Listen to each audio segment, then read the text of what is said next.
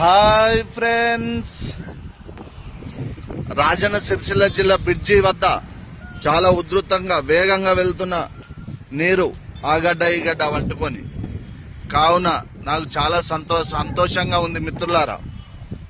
మీరు కూడా చూసి ఆనందించండి.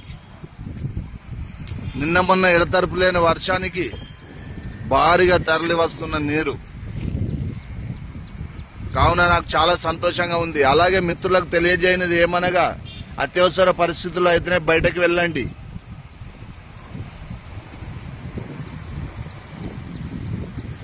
ఓకేనా మిత్రులారా? తగు జాగ్రత్తలు తీసుకోండి. ఏదైనా అవసరం ఉంటే హెల్ప్ లైన్లకు ఫోన్ చేయండి.